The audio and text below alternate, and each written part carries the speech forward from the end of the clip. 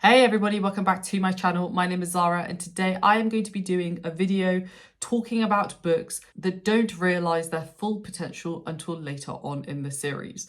We have all been there where we have been told that you have to get past book one in order to really enjoy the series. And to be honest with you, generally I don't agree with that sentiment. I think the first book should still be good.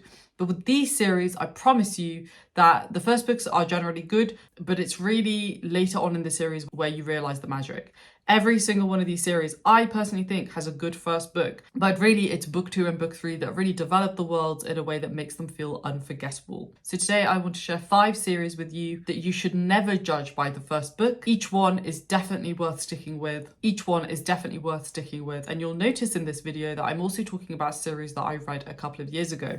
One problem that we have in the booktube and generally book community is that we have recency bias. So we only focus on books that have come out very recently or books that we've read very recently. So particularly for those of you who are newer viewers of mine, you'll get a flavour of some of my favourite series as well that also happen to be on this list. So with that in mind, let's jump into the first one, and that is the Daevabad Trilogy by S.A. Chakraborty.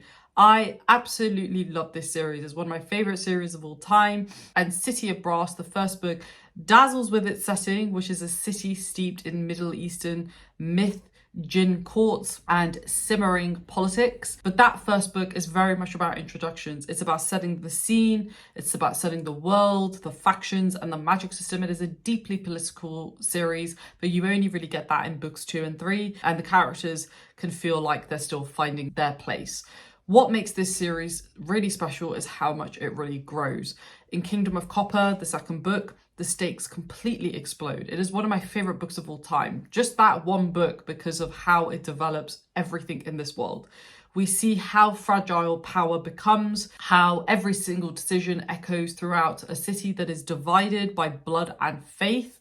And by the time that you reach Emperor of Gold, the third book, the emotional weight of the decisions land incredibly hard. Yet we are witness to how those decisions have come to be. So yes, book 1 is a lot of setup, but stick with it and you get a trilogy that blends folklore with politics and heartbreak in a way few other stories have managed. It is incredible. Please read it if you haven't. Next, we're going to talk about one of my favourite series of all time, and a series that I've talked about so many times on this channel that honestly I should probably get some royalties at this point. I'm joking. Semi-joking. And that is the First Law Trilogy by Joe Abercrombie. This book is mostly character vignettes. The Blade itself, if you look at it in isolation, is a bit of a strange book. It's mostly character vignettes. We get a broken soldier, a bitter torturer, a spoiled noble. The plot doesn't drive forward quickly, if at all, and many readers even call it aimless and find it really difficult to get through. But here's the trick.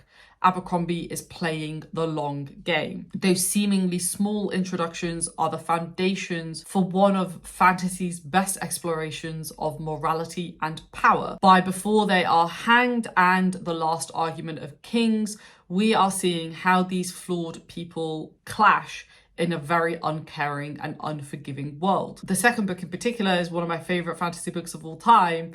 Neither of these series that I've mentioned so far have middle book syndrome, as you can see. Is just such an incredible journey. We are literally going on a journey with these characters who are going on their own journeys, and we're seeing how these characters evolve and adapt to the ridiculous situations that they are often presented with. What makes First Law really shine is the way how it subverts the typical heroic fantasy arc. We do expect certain tropes, but Abercrombie twists them into something much more brutal, darkly funny, and also painfully human. If you judge this series by the first book, you will miss out on one of the sharpest character studies and therefore human studies in modern fantasy, in my opinion. Let's move on to the next one, and that is the Long Price Quartet by Daniel Abraham. When people say this series is underrated, and I literally had somebody on one of my previous videos say this because it is incredibly underrated, and Daniel Abraham is an incredibly underrated author, I think part of the reason why is because A Shadow in Summer is an incredibly quiet book. It's about poets and merchants, and much of the drama is personal rather than epic. You could read this book and legitimately wonder, what is the point? Is this book going anywhere? But the brilliance of this series is in its structure. Abraham tells the story over decades, each following book having roughly a 10-year jump, showing how one generation's mistakes shape the next. The magic system, where language and poetry bind creatures of thought into reality, is unlike anything else I have personally read in fantasy. It starts subtle, but the consequences become absolutely devastating. By the final 2 books, the scale and emotion hit like a hammer. You realise that the seeds planted in that first Quiet book was setting up one of the most profound explorations of love, betrayal, and consequence in the genre. This is a slow burn done absolutely perfectly, in my opinion, but you just have to let it grow at its own speed. Next, we are going to talk about the Farseer Trilogy by Robin Hobb. This is a really, really great series, and Robin Hobb is famous for emotional storytelling, and nowhere is that clearer in the Farseer Trilogy. But if you only read Assassin's Apprentice, you might not fully see it. The first book is almost claustrophobic in nature, a boy growing up unwanted, training in secret, scraping by in a hostile court. It's compelling, but it can feel very small.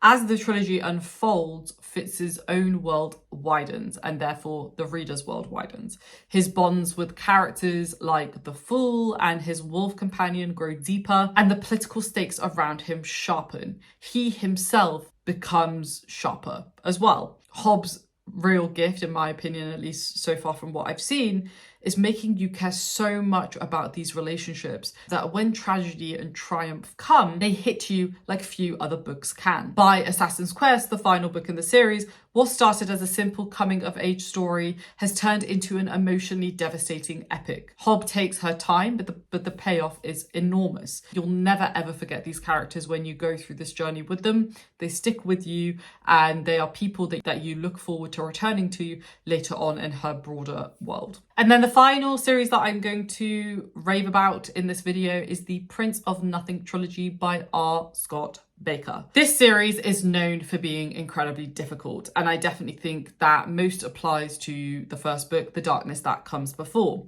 It is dense, it is full of philosophy, theology, and history that you just feel completely dropped into with very little context. In many ways, it can actually feel impenetrable. But beneath that, Baker is building one of the most ambitious fantasy epics in the last few decades. His world feels genuinely ancient, shaped by religions, wars, and philosophies that matter to each of the characters. At first, the people you meet can often feel like archetypes, then real people, prophets, warriors, priests, prostitutes. But as the story develops, they become frighteningly complex and also human. By the end of the trilogy, you are left questioning not just the characters' choices, but the ideas about prophecy, free will, and also manipulation. It is not an easy read. I think of all the series on this list, it is without a doubt the most difficult series to read. But if you push through that heavy beginning, fully accepting that you're not necessarily going to get everything, you will find a series that stays in your mind long after you finish it. This series is really just about being patient with it, fully surrendering to Baker and trusting that the author knows exactly what he's doing, because if you do that, you will be left with one of the most incredible series you have ever read, not just in fantasy, but beyond that. So that's 5 fantasy series where the first book really is just the beginning and not the final word. Sometimes, and I do really think only sometimes, you have to stick with the story to see the real brilliance, whether it's Hobb's raw emotion, Abercrombie's sharp character arcs, or Baker's philosophical weight. Don't be discouraged with any of these series if the first book feels slow or strange. The best series, in my opinion, reward your patience and they give us unforgettable journeys. So let me know down below in the comments if you have read any of these series, or if there are any series that you would also add to this list. If you enjoyed this breakdown, please do consider giving this a thumbs up and also subscribing, and I will see you in my next video. Thanks for watching, folks. Stay safe as always, take care, and I'll see you very, very soon.